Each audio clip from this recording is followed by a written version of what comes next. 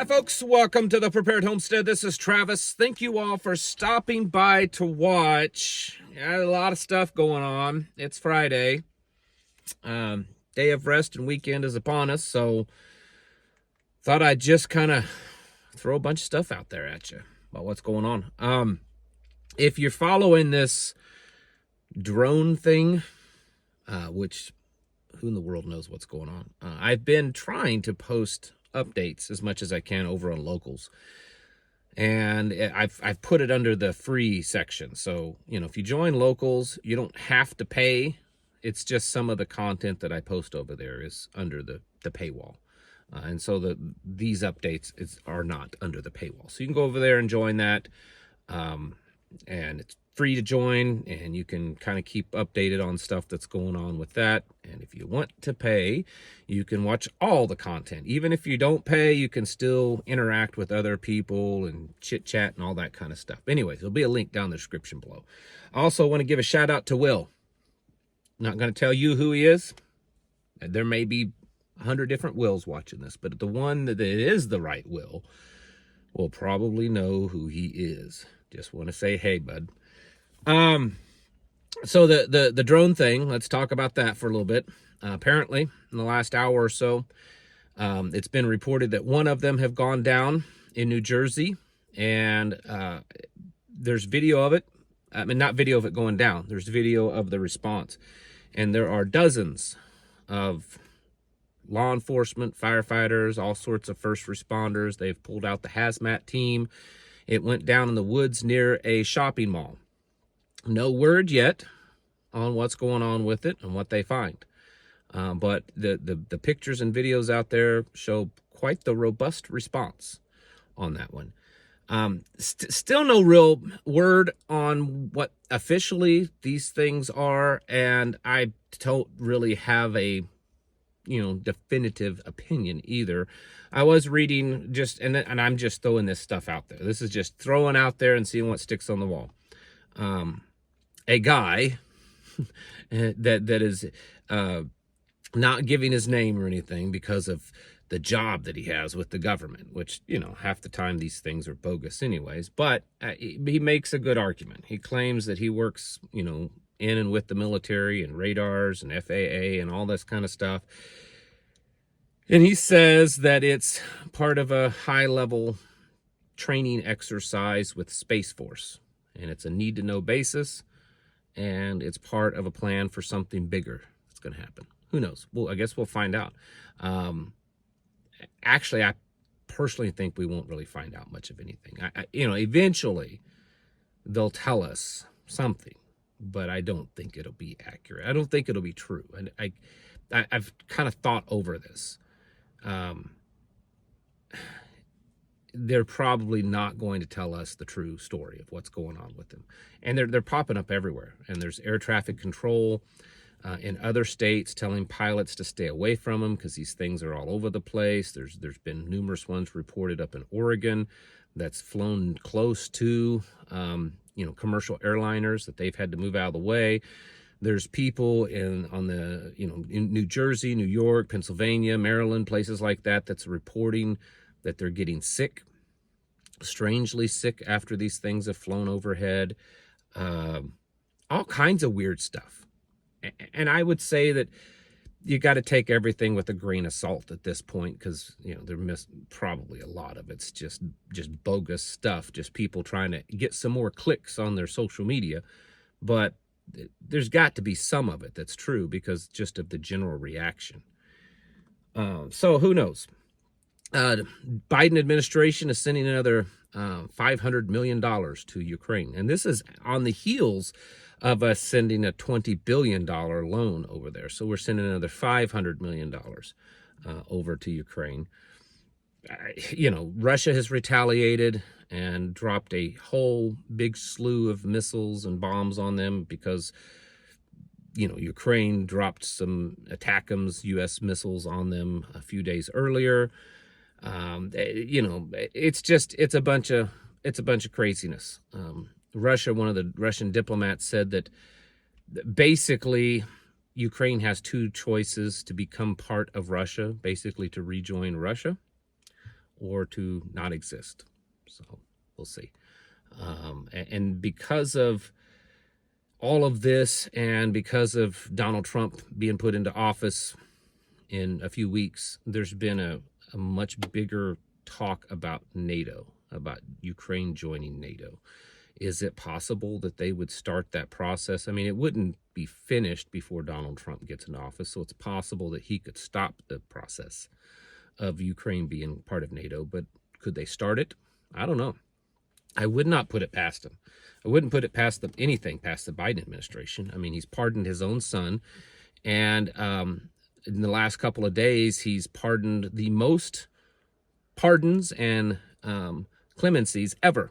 One of them was a pedo, some Chinese national that had a whole bunch of child naughty pictures, and yeah, he pardoned him.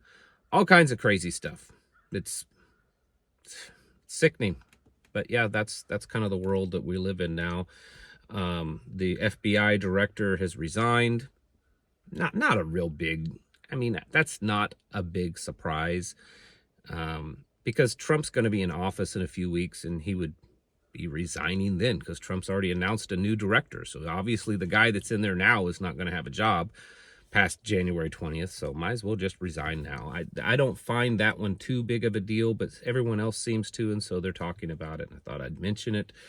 H5N1 is growing and expanding. I did a video over on Locals today. You probably should go watch that one.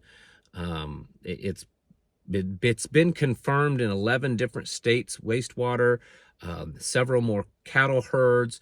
There's been thousands of birds that's been, put down because of it. There's been domestic animals that's been tested positive. There's been humans that's tested positive, all in the last week and more.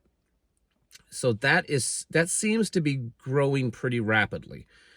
And while I'm not 100% certain that it's the next big thing, it is starting to look like the next big thing. Along with that, cattle prices are at an all-time high. And this is in conjunction with the fact that the cattle herds are at almost an all-time low. Like we have less in our beef herd now than we have since like the 50s and 60s. And they're quarantining, and they're euthanizing dairy and cattle herds because of this H5N1. And then, of course, beef prices are skyrocketing, which it's not a big surprise. They don't want you to eat healthy food. They just don't. There's all kinds of stuff going on. Israel has said that they have put together a plan and that they're going to attack Iran's nuclear power capabilities. And it's funny because this story has been out for over a day now, and I've not really seen anyone kind of, oh my goodness, Israel's going to attack Iran's nuclear weapons plants. No way, that's going to start nuclear war, because it wasn't but just a few weeks ago that Israel made a statement back when, remember just a few weeks ago. I know things happened a lot, and we've forgotten what happened 6 weeks ago already. But if you remember a few weeks ago, Israel and Iran were doing this tit for tat back and forth, oh, you retaliated against me, I'm going to retaliate against you, and blah, blah, blah. Well, during all of that, there was the possibility, the threat, that Israel was going to maybe strike Iran's nuclear capabilities. Russia jumped in and said, you better not. Iran said, you better not. There were several nations saying that could start a nuclear war. If you go in and you start striking Iran's nuclear capabilities, that's going to make this thing much bigger. There were all kinds of international agencies and stuff chiming in over a few days of period, saying that, oh, you can't do this. This is going to cause this to be a much bigger regional or even a global war. Do you remember that? I do. And then now Israel is saying this again, and it's been crickets. Not only is Israel saying this, but Trump's upcoming team, the team that he's put together that's developing policies and stuff, They're saying the same thing. They're saying that once Trump gets in power, that it is on the table. They're not saying it's a sure thing. They're saying it's on the table for us to go in and strike Iran's nuclear power capabilities. I mean, it's one thing after another. Canada, something else to throw out there and see if it sticks. This little thing between Trump and Justin Trudeau, and Trump's been trolling him and saying that Canada's going to be the 51st state, and then calling him Governor Trudeau because we're going to put tariffs on them. Canada's saying, well, fine, you want to put tariffs on us, we're not going to export any oil to the United States. 70% of our imported oil comes from Canada. Now, I know what everyone's going to say. Well, what's Canada going to do? They're going to go broke because they can't export their oil. I'm sure that Canada could probably find a buyer. I don't know. This is what's called trade wars. And sometimes it works out for the better for certain countries, and sometimes it doesn't. And even if it does work out for the better for the United States in the long run, it could make things really bad economically for us in the short term. It could cause prices to go much higher than they already are. I mean, what are people going to do? Because this has been one of the arguments, the pro-Trump arguments for the last 4 years, is that, when Trump was in office, gas was $1.75 a gallon, and now it's been $3, $4, and $5 a gallon. Oh, Trump gets back into office, it's going to go back down. What happens if gas actually goes up?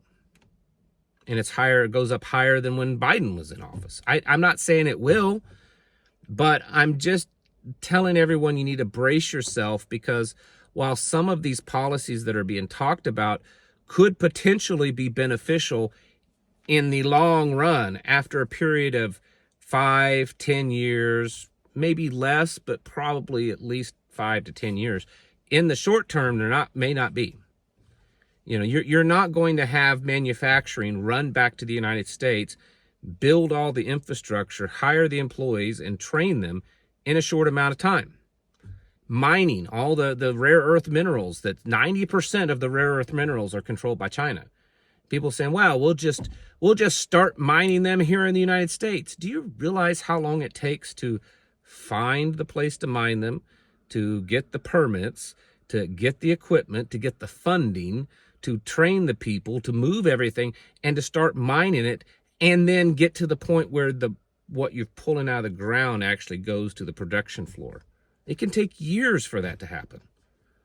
And when it does happen, that could be a good thing. But what are we going to do between now and then? I understand it may be that the long game is being played, but we also have to consider the short game, because the reality is, with the American people right now, whether it's conservatives or liberals or in between, everyone's struggling financially. At least most people are. And you could cause the bottom to fall out of things pretty quickly with some of these policies. I'm not saying they're bad. I'm just saying we need to go about this cautiously. And we can't just expect that we're America, we're the greatest, America's back in the game again, everyone needs to bow down to us, is going to work for everything. It sounds good, but it isn't always going to work. And some of these policies may end up kind of biting us in the hind end. We'll see. I hope it works out great, but don't just blindly have faith that it will. Need to be getting ready, folks. A lot of this stuff's pretty much on the edge of happening. I mean, it's crazy town all over. And we need to be prepared for it. Be getting your houses in order and prepare yourselves mentally, physically, and spiritually. Thanks for watching. Catch you in the next video.